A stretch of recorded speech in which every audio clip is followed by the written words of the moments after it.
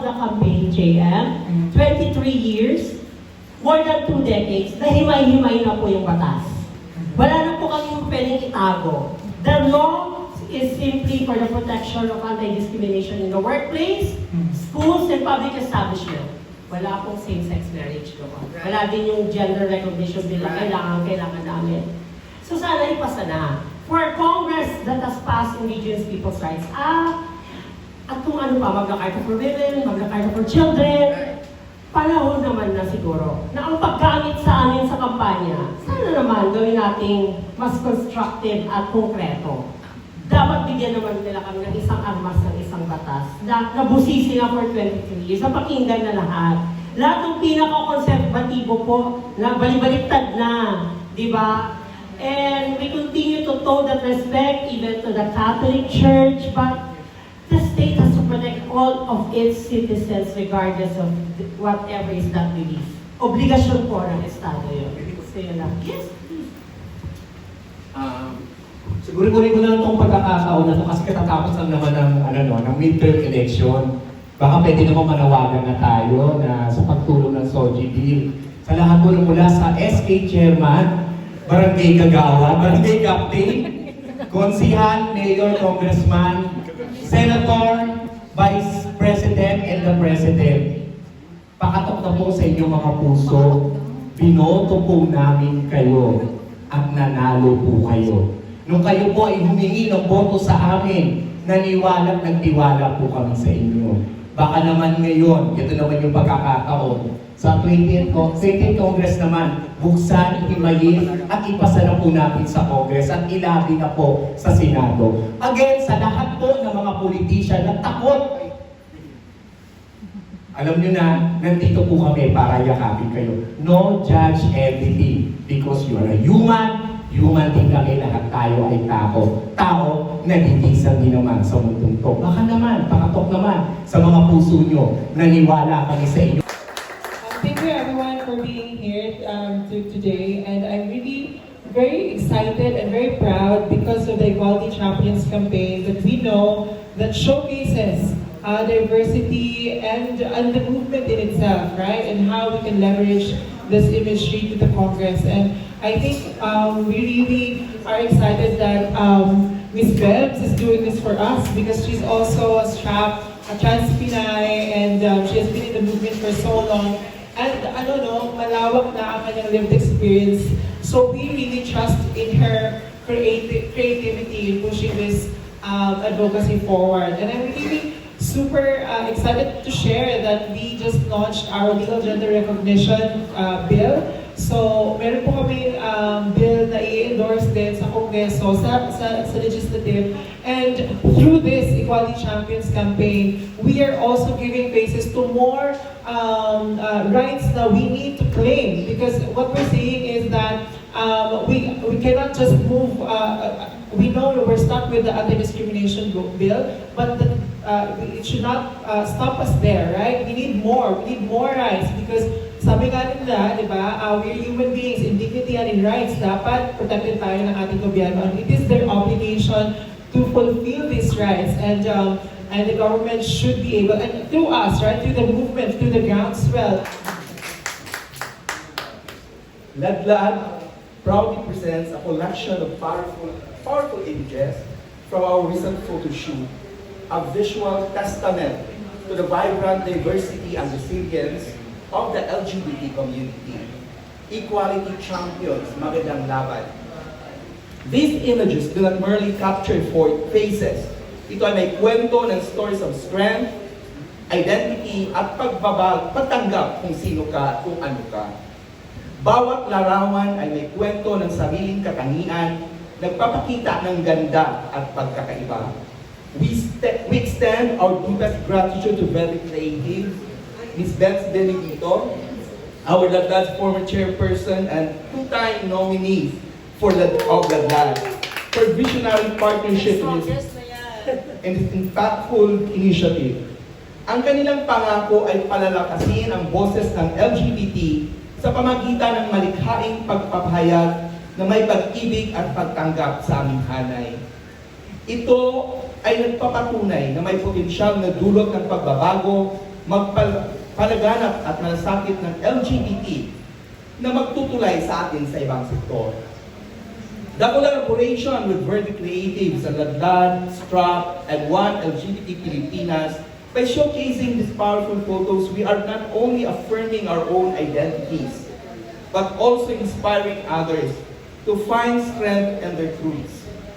They remind us that we are not alone in our struggles and that together we can foster a more inclusive and accepting society.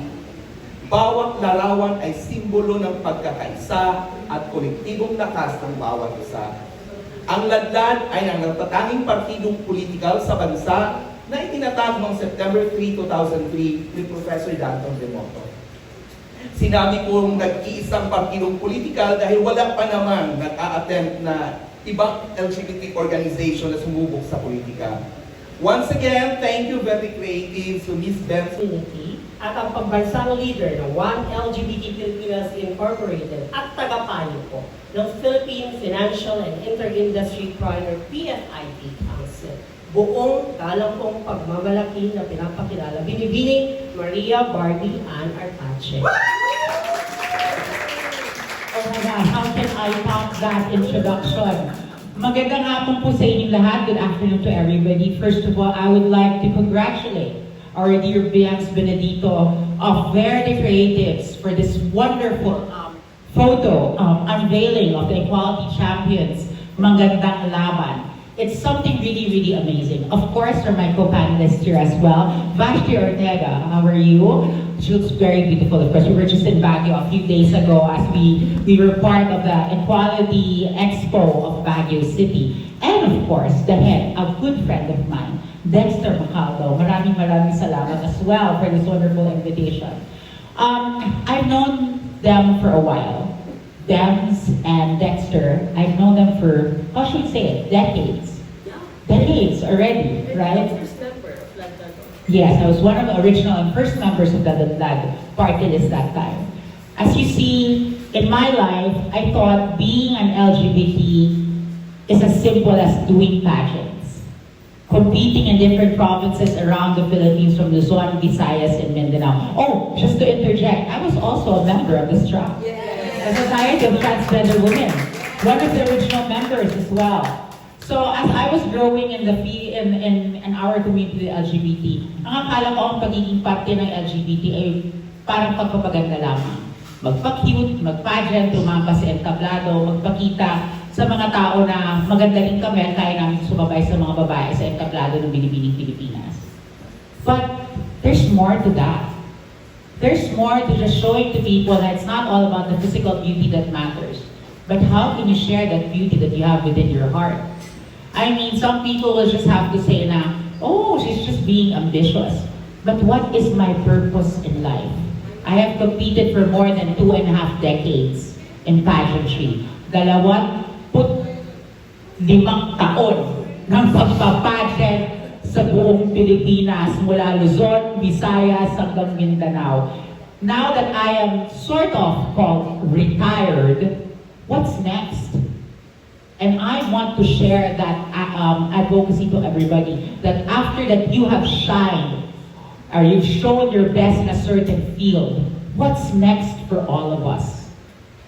Maybe you've become a great business manager or a great business owner. But after that, what's next?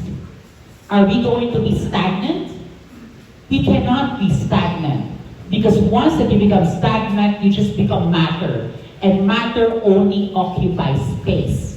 And we don't need to just occupy space. We need to fill the space and find your purpose in this world. That's why right now, I think I have found my purpose. To show to everybody that we, the LGBTQIA+ community, is not just matter. We are here to move and shape the world, to show to them that we are, of course, needing of human rights. Not special rights, simple as human rights. So, as Verde Creatives invited me to be part of this campaign of the Equality Champions Magandang Laban, who am I to say no? It's about time to show our faces. At hindi ko ikinahihiya ang face na to. because I spent a lot for this. No, just kidding. Kidding aside, I'm proud to say to be part of this campaign is something groundbreaking. Kasi hindi lahat gusto nilang pakita ang pagmumukha nila sa mga pictures at pakita sa kanila na parte kami ng LGBT community. Some people frown to be part of the community and are embarrassed. But me, everybody part of this campaign is proud, loud, and should show to the world that we are humans and simply masterpieces of God. So, ladies and gentlemen, no further ado, thank you so much. The head of Verde Creatives, thank you so much, Benz Benedito, for making this happen. To unifying different people from different fields of the LGBT community, from STRAP, from the led part of this, One LGBT Filipinas, Chicadora Go, our founding chairman, and the PFIP, Philippine Financial and Industries Pride. This is an organization that handles the LGBTQIA+ community in the workplace. It is something groundbreaking to have you, our patroness of the LGBT. A big round of applause again once more for Ms. Benz Benedito.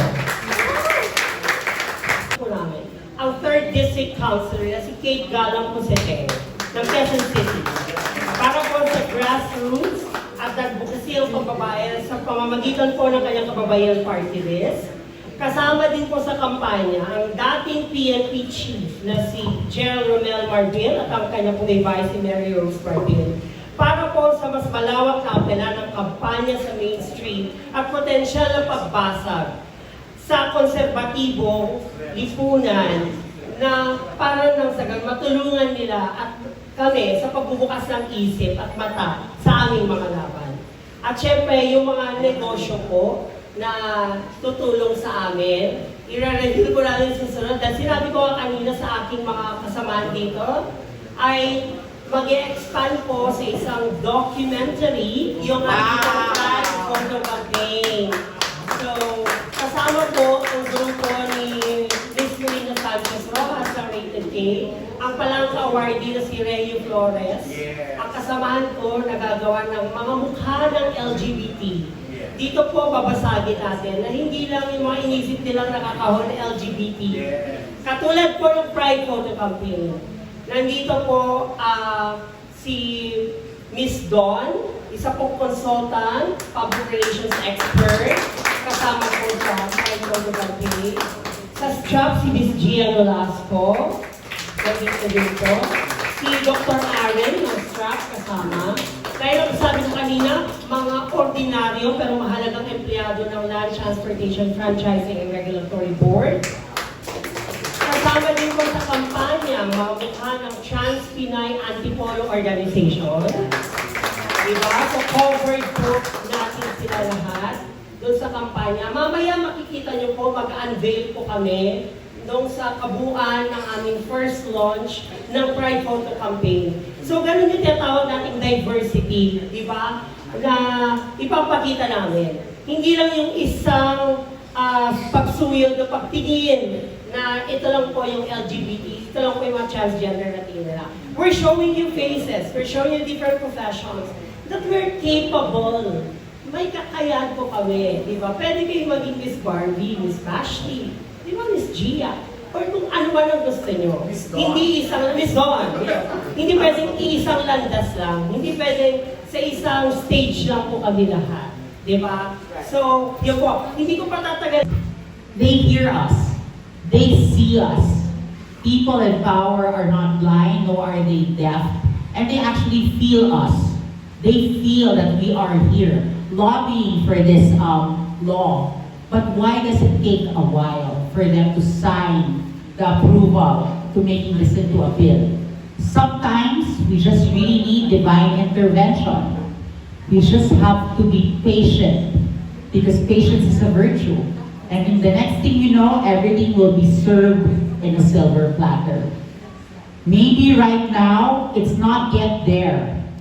Malayo na ang nagagawa natin para sa SOGI bill, pero malayo pa. Madami pang pwedeng gawin. Pero these people in power and administration, they hear us, they see us, and they feel us. That's why they compromise in certain ways.